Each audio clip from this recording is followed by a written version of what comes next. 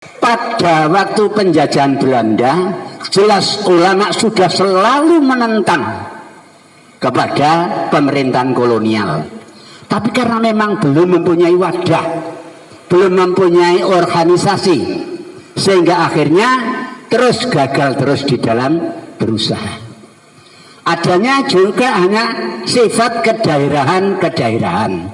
Seperti yang ada di Jawa Tengah dan DIY, itu yang disampaikan atau dilaksanakan oleh seorang pejuang dari Keraton Ngayogyakarta Hadiningrat yang namanya adalah Kanjeng Pangeran Diponegoro, yang nama lengkapnya adalah Heru Cokro Amirul Mukminin Sayyidin Tanatogomo Kalifatullah Tanah Jawa, yang beliau berjuang melawan Belanda mulai tahun 1825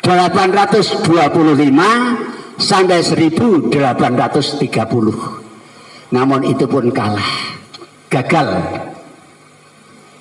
Kemudian yang ada di Sumatera juga terjadi. Semua itu dapat terkalahkan karena tidak terorganisir menjadi satu kelompok. Karena itu organisasi adalah sangat penting bagi masa-masa mendatang. Kemudian pada masa Jepang, singkat saja. Pada masa Jepang sama. Akhirnya bagaimana? Akhirnya Kiai Haji Wahab Hasbullah itu minta kepada Denipong agar supaya ulama ada yang masuk menjadi pasukan Jepang. Dan akhirnya setelah ada, minta kepada pemerintahan Jepang agar pemuda-pemuda Islam dilatih kemiliteran oleh Jepang. Nah ini akhirnya membuat pasukan yang diberi nama Tentara Hizbullah. Ini saya singkat-singkat saja. Dari hal itulah yang kemudian dalam perjuangannya memunculkan lagu Hubbul Watan Minal Iman. Yalal watan, yalal watan, yalal watan. Itu karena itu. Masya Allah. NU berdiri terus membawa hikmah dan manfaat bagi bangsa dan negara. Pada masa kemerdekaan 1945, Indonesia telah merdeka, itu sudah ada 3 tahun terjadilah pemberontakan oleh PKI yang namanya pemberontakan Muso. Ini berapa ribu umat Islam khususnya dari Nahdlatul Ulama yang dibantai oleh PKI tahun 48 itu. Akhirnya PKI dapat terkalahkan, dimaafkan oleh Presiden Soekarno, masih bisa bersama-sama, akhirnya bersama-sama menegakkan negara Indonesia. Tapi lama-lama karena memang musuh, ya tetap juga akan menggerogoti Indonesia. Tahun sebelumnya 65 itu telah merubah dari Pancasila menjadi Trisila, dari Trisila menjadi Ekasila, dari Ekasila diperas menjadi gotong royong. Tidak perlu ada ketuhanan, yang penting gotong royong. Ini pun akhirnya meletus pergerakan lagi tahun 1965 yang namanya G30S PKI. Dalam pergerakan itu NU yang paling depan menjadi ujung tombak untuk membubarkan PKI. Nah, sehingga akhirnya oleh atas nama Presiden Republik Indonesia Soeharto pada waktu itu, PKI dibubarkan, bukan menjadi organisasi seperti yang sebelumnya, tapi sudah dibubarkan, dihapus. Nah, kemungkinan pada masa pemerintahan Soeharto kita sudah memikirkan kita akan baik, tapi enggak. Justru ulama-ulama itu dijauh-jauhkan semuanya. Dadi nek dong rekoso sing maju kiai karo wong Islam, nek wis mulya kiai ini dicudak Islamnya disingkirke. Insya Allah.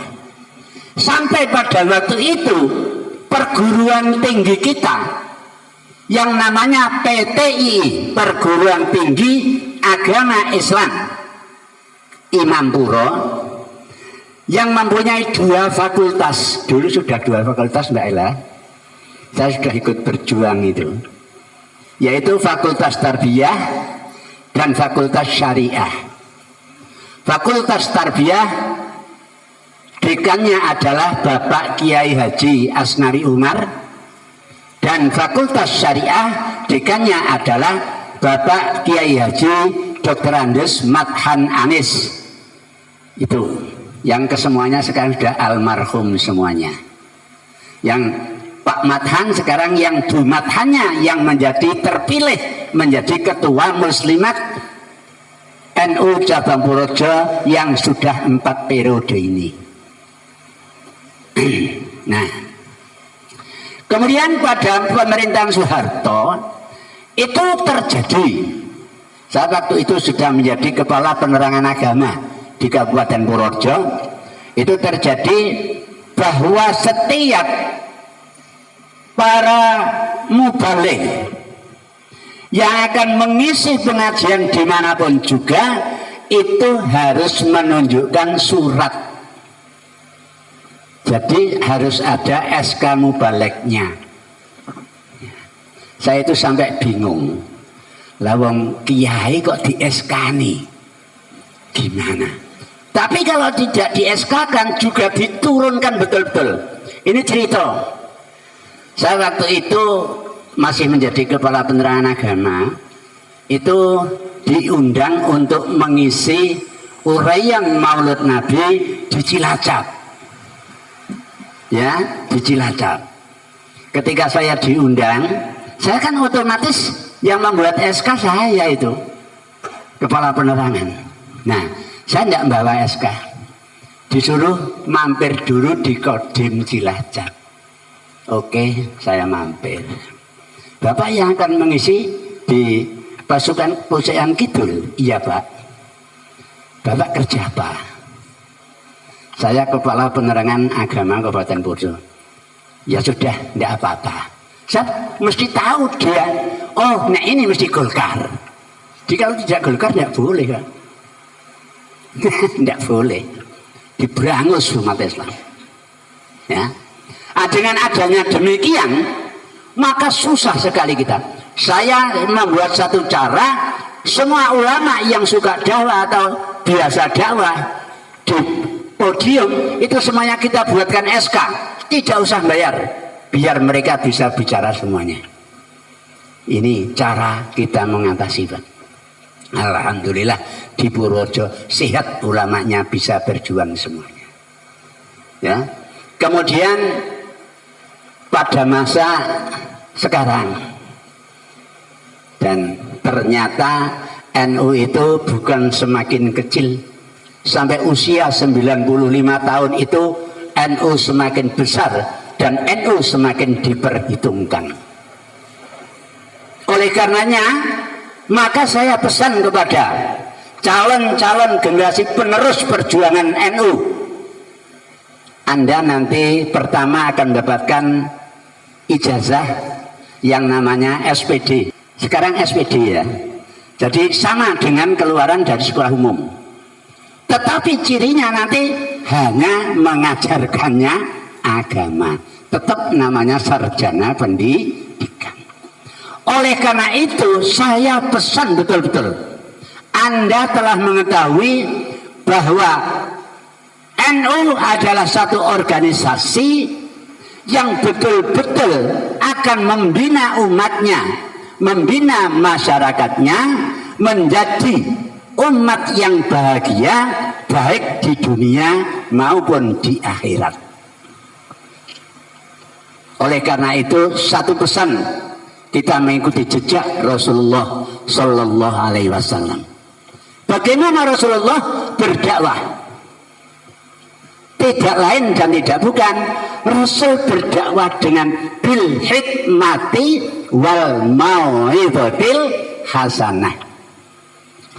Kalau sudah tidak bisa bil hikmah wa mau'izatil hasanah wajadilhum billati hiya ahsan. Itu lalu kita kalau tidak bisa dijak baik-baik diadakan diskusi. Satu misal pada waktu KKN di daerah mana? Ngombol apa ya? Itu ada mahasiswa yang laporan saya kebetulan ketuanya kanunya DPL-nya saya. Pak, saya akan pujian tidak boleh Pak. Yang tidak membolehkan siapa? Yang tidak membolehkan Pak itu. Tidak saya sebut. Oh ya, Anda tidak usah membantah. Nanti biar saya saja yang menyelesaikan. Anda tugasnya hanya adalah KKN, bukan membantah. Nah, ketika itu ketemu saya bicara sama beliau dan akhirnya beliau diam saja, tidak bicara. Ya, nah ini satu contoh. Maka di dalam penyelesaian satu kasus, di dalam penyelesaian satu masalah, panjenengan sebagaimana kita ketahui mesti harus membutuhkan kesabaran. Kalau perlu adakan diskusi dengan mereka. Bagaimana bisa tidak menentukan? Seperti pada waktu ini contoh aja, didirikannya Majelis Taklim MTA Pangen Juru Tengah. Kebetulan di desa saya itu. Nah itu saya mesti saja tidak bisa kerja sendiri. Semua ulama Pangen Juru Tengah kita undang, kita atur rapuh, dan kita membuat satu organisasi yang namanya adalah apa itu? Kelompok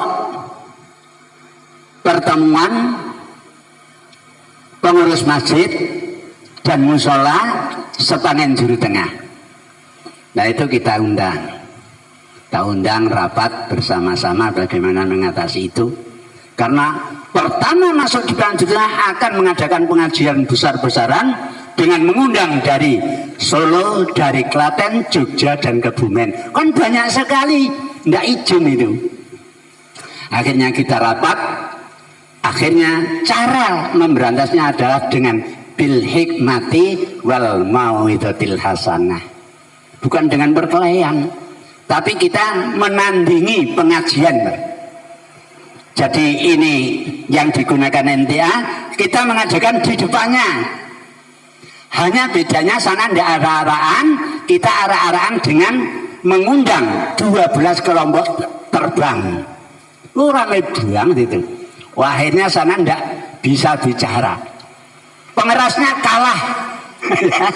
Lalu bagaimana? Akhirnya maaf, tidak jadi. Sekarang gedungnya tutup. Gedungnya masih tapi tidak digunakan. Tahu kalau Pangen Juru Tengah, Masya Allah luar biasa. Nah itu satu contoh saja. Tanpa adanya pertumpahan apa-apa, darah ya tidak, benjut ya tidak, tapi berhasil. Nah ini saya minta segenap sivitas akademika di Stainu Purworejo bisa melaksanakan bil hikmati wal mau'izatil hasanah.